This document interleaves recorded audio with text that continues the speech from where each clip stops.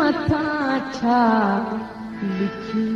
छा लिखां छा लिखी छा लिखां सिंध मुंहिंजी अमां दुनिया जा सिंधियो हिक मुठ थी सिंध बचायो सिंध मुंहिंजी अमां सूंह तुंहिंजी मथा छा लिखां सिंध जो क़ौमी आवाज़ radio voice of Sindh London.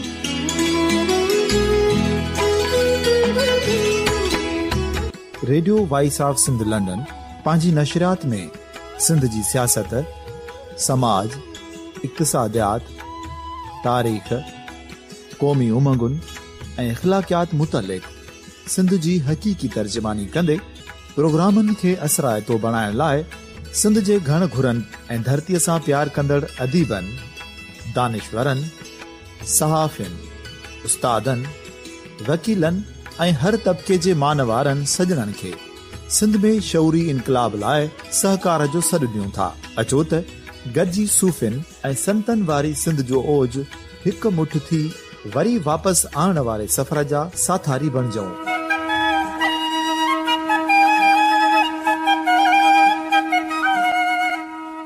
हिक नए सुबुह जी शुरूआत जो पड़ाॾो घर घर, ॻोठ ॻोठ ऐं शहर शहर ताईं पहुचायो। शाल सिंध आबाद ऐं खुशहाल थिए, सिंधी माण्हू सुखियो ऐं सताबो थिए।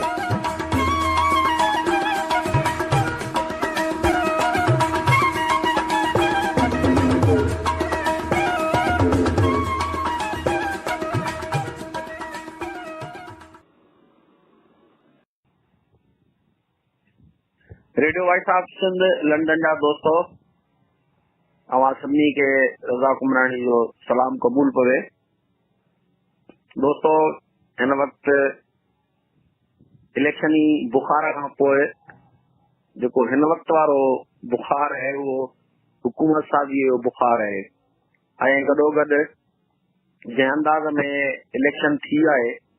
ऐं उन इलेक्शन खां पोइ जेके नतीजा आया आहिनि ऐं उन नतीजनि ते सूरत हाल आहे त खटण वारो उनजी बि हिकिड़ी अख खिले पई त हिकिड़ी अख रोए पई। सम्झ में नथो अचे त ही कहिड़े क़िस्म जी इलेक्शन हुई ऐं जंहिं इलेक्शन में जेके हुकूमतूं ठाहींदा उन्हनि जो बि हिन इलेक्शन ते एतबार कोन्हे को ऐं ज़ाहिर आहे पोइ वरी जेके अपोज़िशन में हूंदा उहे त सदाईं इलेक्शन जे नतीजनि खे कॾहिं तस्लीम न कंदा आहिनि। असां इन खां अॻु में पंहिंजी गुफ़्तगूअ में सिंध जूं जेके मौरूज़ी हालतूं हुयूं उन्हनि जे हिसाब सां असां मुख़्तलिफ़ शयुनि खे डिस्कस ठाहींदो हो ऐं मुख़्तलिफ़ जेके डिस्ट्रिक्ट हुआ उन्हनि में जंहिं क़िस्म जूं उन वक़्त जूं ग्राउंड रियलिटीज़ हुयूं उन्हनि खे असां डिस्कस ठाहींदो हो, जंहिंमें असां महसूसु कयो पिए त पीपल्स पार्टीअ खे मुख़्तलिफ़ जॻहियुनि तां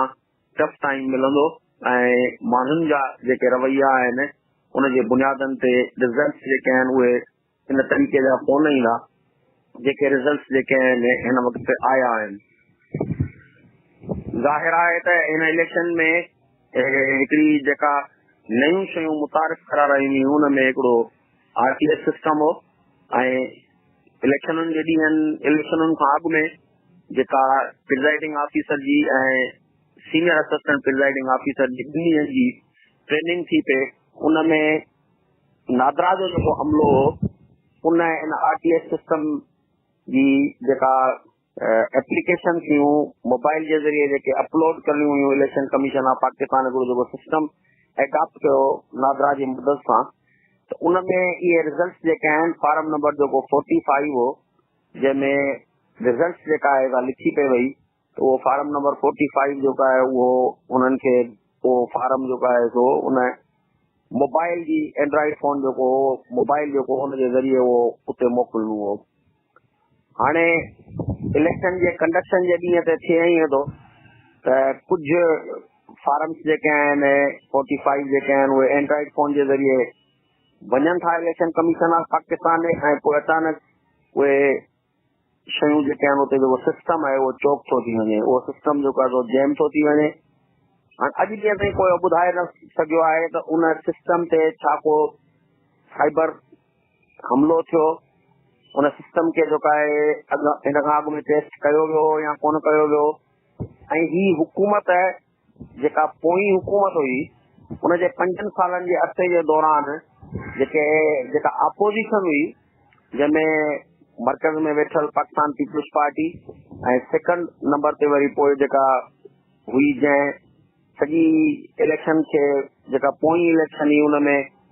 पंचरनि जो ज़िक्र कयो वियो त पंजाब में 25 पंचर लॻा ऐं हुननि रिगिंग जा जेके इल्ज़ाम लॻाया हुआ ऐं उहे पोइ मुख़्तलिफ़ जेके तक हुआ उन्हनि में हल्को जेको उन्हनि ते चयो त भई जेको क़ौमी असेंबली जो हल्को हो या क़ौमी असेंबली जो जेको तक हो उन तक खे खोलण जी ॻाल्हि कई वई। हे जेके वोट थिया हुआ उहे बोरा जेके आहिनि खुलनि ऐं उन्हनि खे ॿीहर उन्हनि वोटनि खे जेको चेक कयो वञे। त इहो सॼो 5 साल में हिकिड़ो असां हंगामो ॾिठो पूरे मुल्क में। हाणे उन खां पोइ इलेक्शन जेके आहिनि से रिफॉर्म्स आया। उन्हनि इलेक्शन रिफॉर्म्स में बि ज़ाहिर आहे जेके 2 वॾियूं पार्टियूं हुयूं जेके उन वक़्त में हिकिड़ी हिज़्ब इक़्तिदार हुई ऐं ॿी वरी हिज़्ब इख़्तिलाफ़ हुई। पर असांजे कानून में असांजे आइन में ईअं आहे त इलेक्शन कमीशन जी जेका जोड़ जुक आहे उहा हिज़्ब इख़्तिलाफ़ ऐं हिज़्ब इक़्तिदार उहे 2 ॼणा गॾिजी जेके आहिनि जेका ऐं गॾोगॾु ज़ाहिर आहे जेका अक्सरियती पार्टी आहे उन सां गॾोगॾु ॿिया जेके उन्हनि अंदरि इलेक्शन जा जेके रिफॉर्म्स हुआ क़ौमी असेंबलीअ में हुन ते डिबेट पई थी, कमेटियूं पई ठहियूं ऐं उहे रिफॉर्म्स जेके आहिनि जे करण वारा अमल जेके आहिनि उन में वॾी कंट्रीब्यूशन उन ज़माने जी हिज़्ब इक़्तिदार ऐं पोइ गॾोगॾु वरी हिज़्ब इख़्तिलाफ़ जी हुई। वरी असीं जेकॾहिं ॾिसूं त हिन वक़्त जी जेका केयर टेकर सेटअप हो यानी जेके असां वटि हींअर आरज़ी हुकूमतूं जुड़ियूं उन में बि पावर हो जेको उन्हनि हुकूमतुनि खे जोड़ण जो सो हिकिड़ो हिज़्ब इख़्तिलाफ़ कयो ऐं ॿियो ज़ाहिर आहे हिज़्ब इक़्तिदार कयो। हाणे उन्हनि हिज़्ब इख़्तिलाफ़ ऐं हिज़्ब इक़्तिदार वारनि जेके गॾिजी मुख़्तलिफ़ मर्कज़ में बि हुकूमतूं ठाहियूं जेके केयर टेकर गवर्नमेंटूं हुयूं। अहिड़े तरीक़े सां वरी सूबनि में बि जेके उन्हनि हुकूमतुनि जी जोड़ जुक कई उहे बि उन्हनि जी अख़्तियार हुए उन्हनि बि कई। त हाणे ॾोहारी कंहिंखे चइजे जेकॾहिं चइजे त भई इलेक्शन कमीशन डिलीवर करण में नाकाम वई भया इलेक्शन कमीशन त जोड़ी जेका हुई उहा हिज़्ब इक़्तिदार ऐं हिज़्ब इख़्तिलाफ़ जोड़ी हुई जंहिंमें पीटीआई त शामिल कोन हुई। जे केयर टेकर गवर्नमेंट जा जेके सेटअप जोड़िया विया हुआ त उहे बि ज़ाहिर आहे हिज़्ब इख़्तिलाफ़ ऐं हिज़्ब इक़्तिदार जोड़िया हुआ ऐं उहे ज़ाहिर आहे उन ज़माने जूं उहे पार्टियूं हुयूं। त हाणे हिन वक़्तु जेका सूरत हाल थी आहे त जेके उन वक़्त में इहे जेके प्रिज़ाइडिंग ऑफिसर ऐं सीनियर असिस्टेंट प्रिज़ाइडिंग ऑफिसर हुआ उन्हनि खे ट्रेनिंग जे दौरान फार्म नंबर जेको 42 हो, फार्म नंबर 43 हो ऐं पोइ फार्म नंबर जेको आहे 44 हो, फार्म नंबर 45 ऐं 46 हो। हाणे उहे जेके फार्म हुआ उन्हनि में जेको 45 जो जेको फार्म हो उन में उन सॼे प्रिज़ाइडिंग ऑफिसर खे संदसि जेके बि असर हेठि पोलिंग बूथ हुआ ऐं उहा जेका पोलिंग स्टेशन हुई उन जूं रिज़ल्ट जेके आहिनि उहे वेठल जेके हुते पोलिंग एजेंट हुआ उन्हनि खे ॾियणियूं हुयूं ऐं उन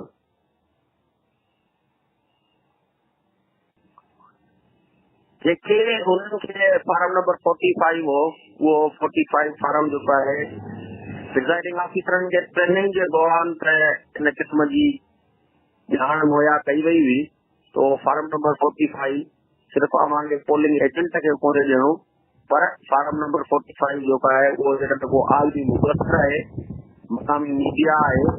या जेकॾहिं उहो जेको फार्म नंबर 45 आहे उहो गॾोगॾु अव्हांखे पोलिंग स्टेशन जे ॿाहिरि जेका निमाया जॻह हुजे जेका विजिबल साइट हुजे उन जॻह ते तव्हांखे उहो फार्म जेको आहे उहो चिठा करणो आहे यानी फार्म तव्हांखे लॻाइणो आहे कंहिं बि दरवाजे ते कंहिं भित ते पर उहा जेका बि जॻह जेका निमाया हुजे जिते माण्हुनि जी एक्सेस हुजे जिते माण्हू आसानी सां हुन रिज़ल्ट ॾे उन जॻह ते तव्हांखे इन क़िस्म जी जेका आहे उहा 45 जी कापी बि इलेक्शन वारनि इलेक्शन वारी छा थियो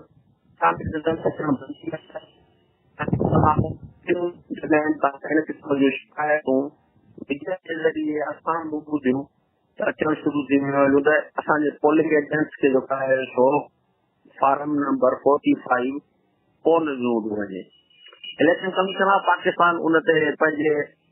नुमाइंदनि जे ज़रिए इन क़िस्म जी इंफॉर्मेशन जेका आहे मीडिया सां शेयर पे कई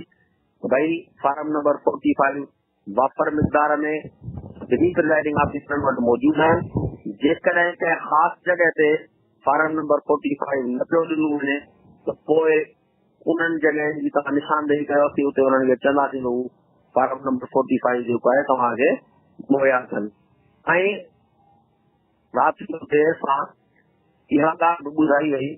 त असां वारो RTS सिस्टम जेको आहे उहो चौक थी वियो आहे। RTS सिस्टम जेको आहे लोड बर्दाश्त न करे सघियो ऐं उहो RTS सिस्टम जेको आहे उहो टेक्निकली ख़राब थी पियो आहे ऐं असांजा माहिर जेके आहिनि उन सिस्टम खे बहितर करण जे लाइ पंहिंजे सॼा एफर्ट कनि पिया। ऐं ज़ाहिर आहे त उहो पोइ जेको RTS सिस्टम हो उहो दुरुस्त न थी सघियो ऐं नतीजतन सॼो जेको इलेक्शन जो प्रोसेस हो उहो ख़ुदि सवालिया निशान बणिजी वियो हुयो। ऐं पोइ प्रिज़ाइडिंग ऑफिसर्स खे चयो वियो त उहे जेके बैग्स आहिनि, जेके थेला आहिनि जिनमें उन्हनि खे सॼियूं शयूं सील करियूं हुयूं ऐं उहे खणी करे तव्हां पंहिंजे रिटर्निंग ऑफिस अचो। ॿाहिरि आहे जेके रिटर्निंग ऑफिस सभई जुडिशरी सां तालुक रखंदा हुआ ऐं मुख़्तलिफ़ जेके तक हुआ उन्हनि में जुडिशरीअ जे माण्हुनि खे जेको आहे रिटर्निंग ऑफिसर मुक़ररु कयो वियो ऐं गॾोगॾु इलेक्शन जे प्रोसेस खे जेको आहे सो पीसफुल ठाहिण जे लाइ आर्मी जा पर्सोनल्स बि जेके आहिनि उते पुलिस सां गॾु रेंजर्स सां गॾु जेके आहिनि डिप्लॉय कया विया हुआ ऐं पोइ उहे बैग्स उहे खणी करे ऐं ज़ाहिर आहे त जेके ॾूरा इलाइक़ा हुआ उन्हनि इलाइक़नि सां उहो जेको पोलिंग स्टाफ हो, जेको प्रिज़ाइडिंग ऑफिसर हो, सीनियर असिस्टेंट प्रिज़ाइडिंग ऑफिसर हो ऐं उन्हनि पंहिंजे जेको रिटर्निंग ऑफिसर हो उनजे ऑफिस में उहे सॼा सामान जेके सभु बैग जेके वोट हुआ जेके बि शयूं हुयूं उहे खणी उते पहुता ऐं ज़ाहिर आहे पोइ जेके देर सां उन्हनि जे पहुचंदा रहिया ऐं नतीजो इहो थियो त ॿिए ॾींहं ताईं रिज़ल्ट जेके आहिनि आहिस्ता आहिस्ता राति जो कोई 6:30 बजे ताईं जेको वफ़ाक़ी इलेक्शन कमिश्नर हो उन सिर्फ़ रावलपिंडी जे हिकिड़े तक जी रिज़ल्ट जेका सभिनी माण्हुनि जे साम्हूं शो कई ऐं उहा हिकिड़े सूबाई असेंबली जे तक जी हुई। खां पोइ हुन ॿुधायो त आहिस्ता आहिस्ता हाणे रिज़ल्टुनि अचण जो सिलसिलो जेको आहे शुरू थी वियो आहे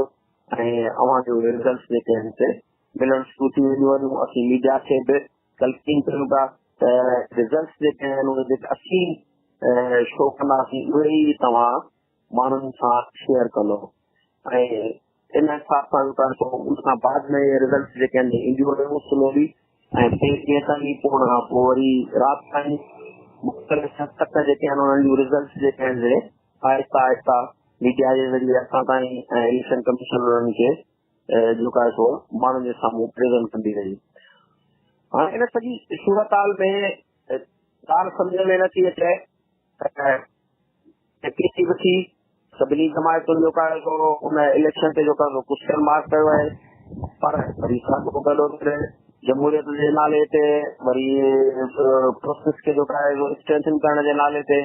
सभई जमायतूं तयार आहिनि ऐं ज़ाहिर आहे त पीपल्स पार्टी खे हिकिड़ी हाई लेवल जी मेजॉरिटी मिली आहे त उहा हुकूमत ठाहिण जी पोजीशन में आहे, उहा हुकूमत ठाहिण लाइ तयार आहे। जेका नई जमायत ठाहे वई उहा नई जमायत जेका आहे असां उन जा कोलिशन में या उन जा जेके पार्टनर्स आहिनि उहे हुन सां मिली करे उते हुकूमत पिया ठाहियूं। KPK में ज़ाहिर आहे त PTI जेका आहे सा अॻे खां वधीक सीटूं खणी करे ऐं सिंगल लार्जेस्ट पार्टी तौर ते अॻियां आई आहे। हुनखे कोलिशन पार्टनर जी ज़रूरत कान्हे, उहा उते हुकूमत ठाहिण लाइ तयार आहे। वरी अहिड़े ई तरीक़े सां जेका पंजाब आहे उनमें ज़ाहिर आहे त को मुक़ाबिलो आहे, उन मुक़ाबले खां पोइ उते हिकिड़ी हुकूमत जोड़ण वारे तरफ़ कमु वञे थो। हाणे पार्टियूं जिन खे एतिराज़ आहे उहे पार्टियूं वरी बजाए हिनजे जो इलेक्शन प्रोसेस ते एतिराज़ कनि। अच्छा मज़े वारी ॻाल्हि जेका आहे त जिन इहे सॼा इलेक्शन प्रोसेस जेके जोड़िया, जिन इलेक्शन कमीशन जेका आहे पाण जोड़ी, उहे ख़ुदि वरी उन इलेक्शन कमीशन जे मथां पंहिंजा एतिराज़ पिया वारी ऐं उन्हनि खे ई वरी कंसर्न्स आहिनि त इलेक्शन कमीशन जेका आहे पंहिंजा जेके ड्यू उन्हनि जी ड्यूटी हुई उहे परफॉर्म न करे सघिया आहिनि ऐं इलेक्शन कमीशन ते जेको आहे इस्तीफ़ा ॾियणु खपे या इलेक्शन कमीशन जेका आहे उहा विड्रॉ करे या इलेक्शन कमीशन जेका आहे पंहिंजी ड्यूटी परफॉर्म करण में कामयाब न वई आहे, ॿिए पासे वरी इलेक्शन कमीशन जा नुमाइंदा आहिनि, ख़ुदि इलेक्शन कमिश्नर उहे अची मीडिया टॉक था कनि त हेड़ी फ्री एंड फेयर ऐं ट्रांसपेरेंट इलाइक़ा असांजी उन्हनि असांखे इंडोर्स कयो आहे। फ्रंट जेका आहे इलेक्शन उन सेक्शन जेको आहे उनखे इंडोर्स कयो आहे ऐं गॾोगॾु पोइ वरी दुनिया जा मुख़्तलिफ़ मुल्कनि जा जेके सफ़ीर आहिनि या मुख़्तलिफ़ मुल्कनि जा जेके सरबराह आहिनि उहे सिंगल लार्जेस्ट पार्टी तौर ते इमरान खान खे जेके आहिनि मुबारकबाद जा पैगाम पिया ॾियनि ऐं किन किन सफ़ीरनि बनी ॻाल्हि आहे उन्हनि सां मुलाक़ात तक बि कई आहे। हाणे इन सॼी छा चइजे त भई जंहिंमें हर माण्हू शिकायत बि करे पियो पर हर माण्हू इक़्तिदार चबड़ियो बि पियो आहे ऐं इक़्तिदार जा उहे मज़ा वठण लाइ वरी हिकिड़ो दफ़ो ॿीहर एक्सटेंशन करे पियो पंहिंजे पाण खे ऐं पार्टी जे गॾोगॾु खतरो पए त जेकॾहिं असीं असेंबलियुनि में न वियासीं या असां जेकॾहिं असेंबलियुनि में वञी हलफ न खयो त थी सघे थो त असांजे पार्टियुनि जे अंदरि बग़ावत थिए ऐं खोड़ अहिड़ा माण्हू जेके इलेक्शन खटे आया आहिनि, छाकाणि जेका इलेक्शन आहे उहा असां वटि करोड़नि रुपयनि जी गेम आहे ऐं हुनमें लखनि रुपयनि जी जेका आहे इन्वेस्टमेंट आहे, उहे माण्हू इलेक्शन प्रोसेस खां पोइ जेके बि खटे आया आहिनि, चाहे हुननि जो तहलक जो जमायत इस्लामी सां हुजे, चाहे हुननि जो तहलक जेको आहे मौलाना फज़ल रहमान जे ग्रुप सां हुजे, चाहे हुननि जो तहलक एनपीएम सां हुजे, चाहे हुननि जो तहलक पीपुल्स पार्टी सां हुजे, चाहे हुननि जो तहलक सां हुजे, उहे माण्हू कंहिं बि सूरत में पंहिंजी सीट छॾण लाइ तयारु न आहिनि ऐं हू पंहिंजी उहा जेका हुननि खे शइ हासिल थी आहे उहा कंहिं बि सूरत में जेका आहिनि विञाइण नथा चाहिनि। त पार्टियुनि महसूस करे वरितो आहे त हिकिड़ी बग़ावत उभरंदी, हाणे सभिनी पार्टियुनि जो इहो कंसेंस थी वियो आहे त असीं इलेक्शन प्रोसेस खे तकलीफ़ बि कोन था करियूं पर असीं हुन इलेक्शन प्रोसेस जे ज़रिए जेके नुमाइंदा चूंडिजी आया आहिनि उहे ज़रूरु असेंबलियुनि में वेंदा आहियूं ऐं सॼी पैटर्न जेका आहे उहा असेंबलियुनि में वञी वेंदासीं ऐं उते ई इहा जेको जंग जो मैदान असीं जोड़ींदासीं जिते असीं हिननि सभिनी शयुनि खे जेको आहे डिस्कस कंदासीं उन ते डिस्कोर्स कंदासीं पर असीं हिन प्रोसेस जो हिसो ज़रूरु हूंदासीं। त हाणे इन सॼे सिलसिले में ज़ाहिर आहे त जोड़ तोड़ जो अमल पंहिंजी अक्सरियत खे साबित करण वारो अमल असांजे साम्हूं आहे ऐं मुख़्तलिफ़ जमायतूं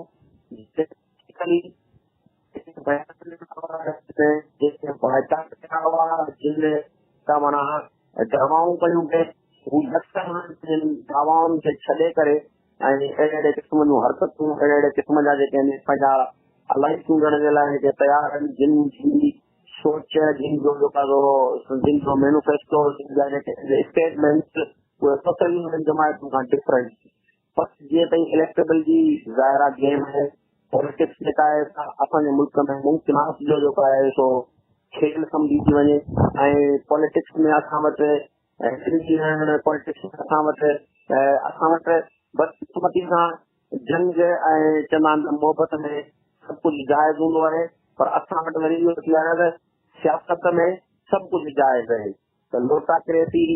पंहिंजे पाण खे जेको आहे सो खपाइण ऐं गॾोगॾु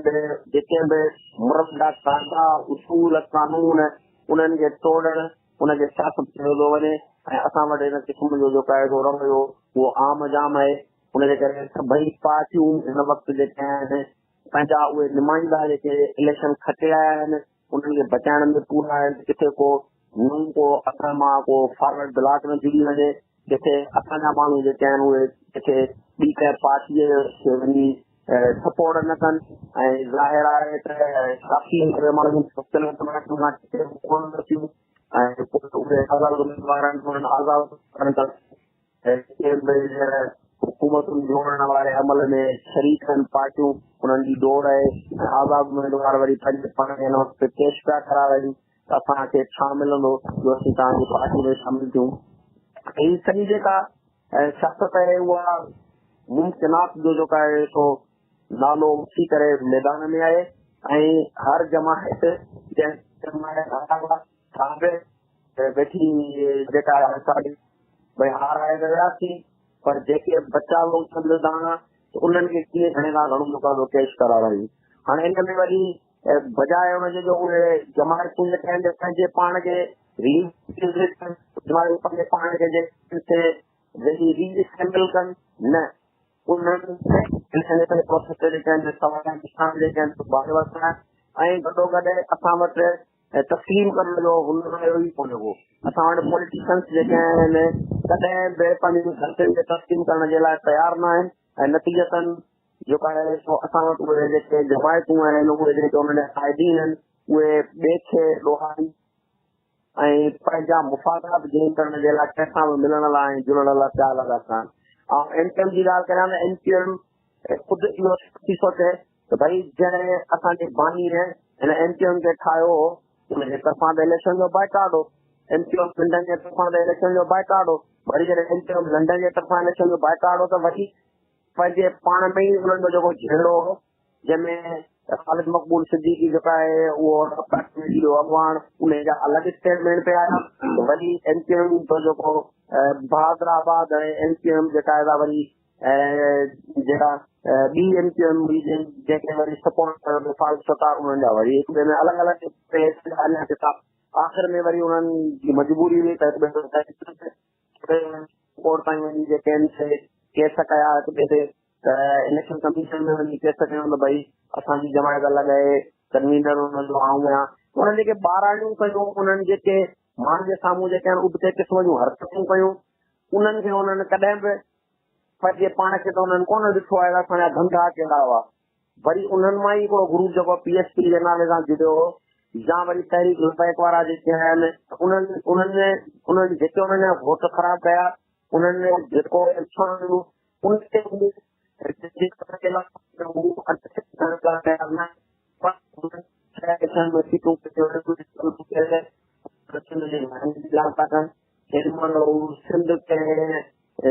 इंतजामी यूनिटनि में तब्दील करण जी ॻाल्हि था कनि, कॾहिं हू कोटा सिस्टम ख़तम करण जी ॻाल्हि था कनि, कॾहिं हू उन्हनि पंहिंजनि 6 सीटुनि जे बुनियाद ते ब्लैकमेलिंग वारो अमल करे ॿिनि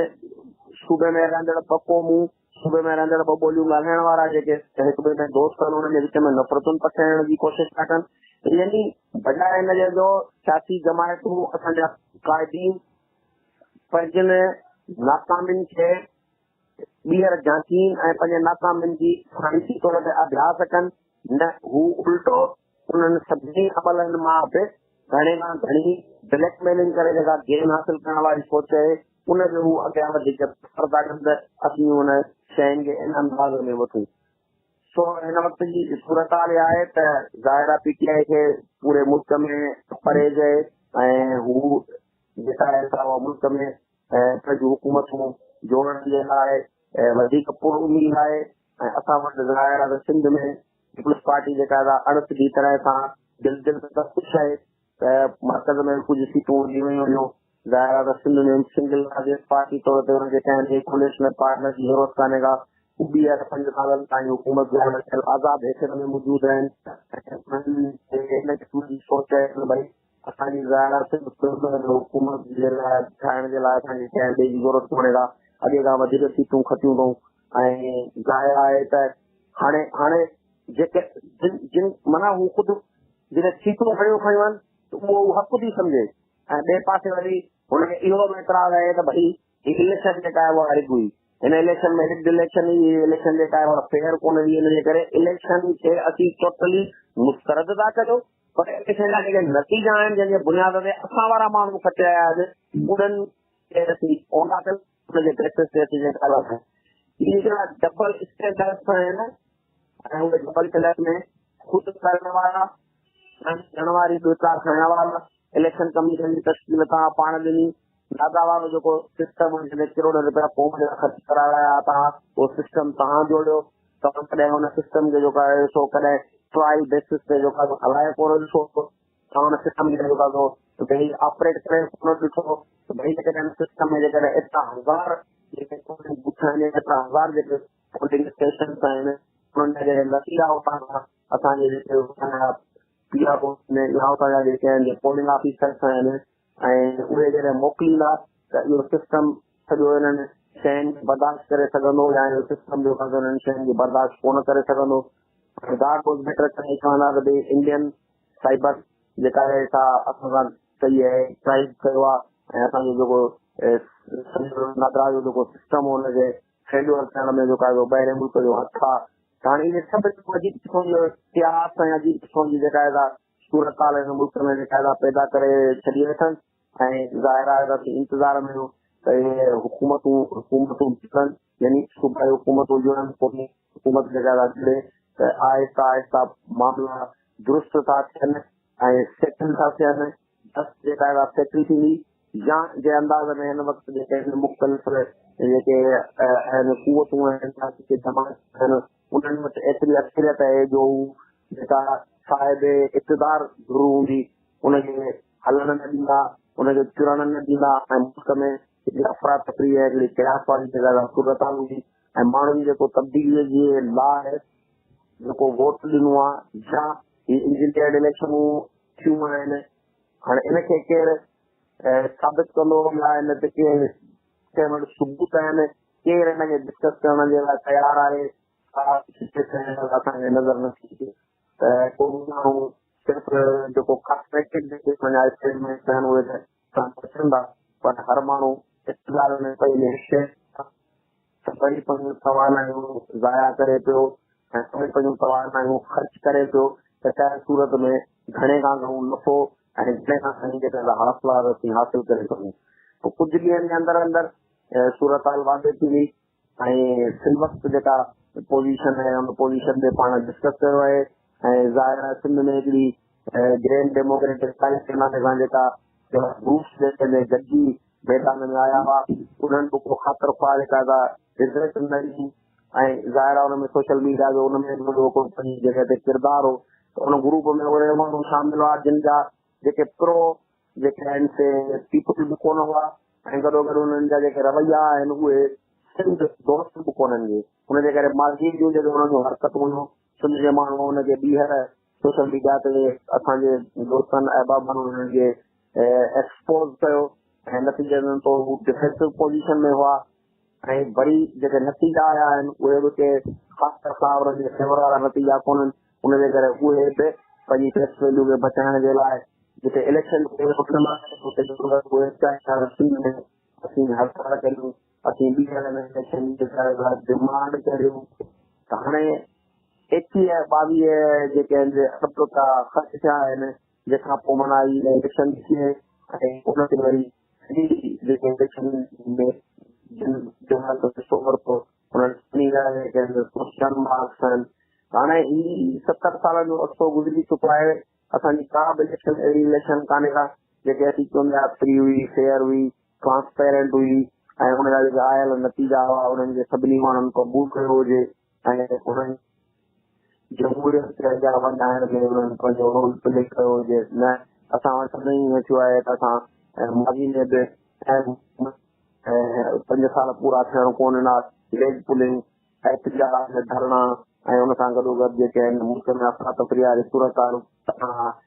वधीक जेका आहे प्रोमोट कंदा रहिया आहियूं जंहिंसां असांजी इकानमी जेका बर्बाद थी आहे असांजी स्टेबिलिटी ते जेके क्वेश्चन्स आहिनि. हिन इलेक्शन में बि लॉ एंड ऑर्डर जी सिचुएशन एतिरियूं घणियूं कोन बिगड़ियूं सवाइ 2-3 जॻह ते जेके बम धमाका थिया हुनमें माण्हुनि जी जानियूं वयूं पर मजमूई तौर ते ॾिसूं या जेकॾहिं असीं सॼे मुल्क जे हालतुनि खे ॾिसूं त इलेक्शन जे ॾींहं ते सवाइ जेको कोयटा जो जेको थियो उन जंहिंमें काफ़ी माण्हू जेके आहिनि पंहिंजूं हयातियूं विञाए वेठा बाक़ी नंढनि वाक़िअनि खां सवाइ इलेक्शन जेका आहे काफ़ी हद ताईं पीसफुल ऐं आराम सां थी हुई ऐं शाम जे 6 बजे ताईं कंहिं बि इलेक्शन जे कंहिं बि प्रोसेस ते जेको आहे कंहिं क़िस्म जी जेका आहे एडवर्स कमेंट्स कोन पिए का 6 बजे खां पोइ जॾहिं इलेक्शन सॼी थी वई सचे वारा टाइम हो उन खां पोइ जेके आहिनि धार घोड़ा मचण शुरू थी वई ऐं उहा जेका आहे अञा ताईं जेका आहे पूरी सघ सां हले पई त लेजिटेंसी ॾिसूं त जेकी हाणे इलेक्शन जे प्रोसेस खां पोइ नुमाइंदा चूंडिया आहिनि उहे कहिड़ो था पंहिंजो रोल प्ले कनि ऐं मुल्क में जेके हुकूमतूं अचनि थियूं, यानी सिंध में ज़ाहिर पीपल्स पार्टी जी हुकूमत, पंजाब में वरी PTI जी हुकूमत जेका उभरण में कामयाब थी वञे,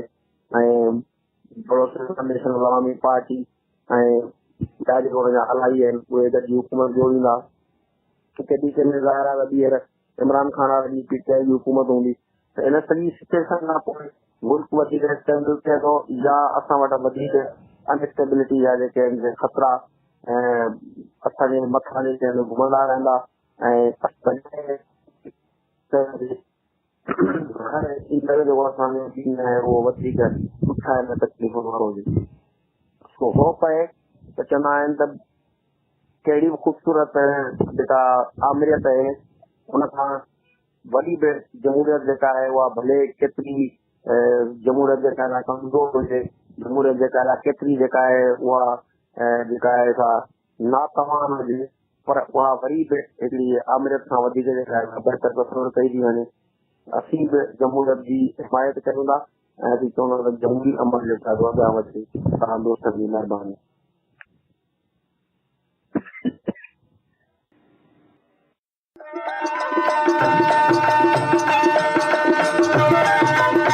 दुनिया जो पहिरियों सिंधी वेब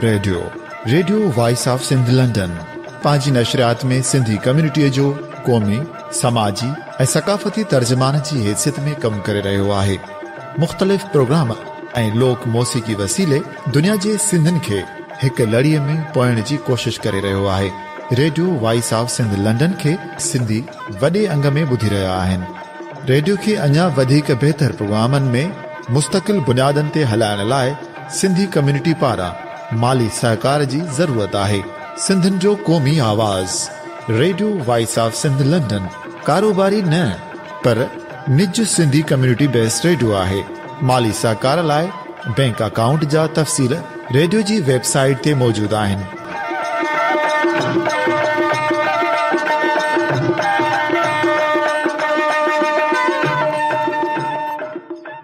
अवां जी समातुनि ताईं radio voice of Sindh London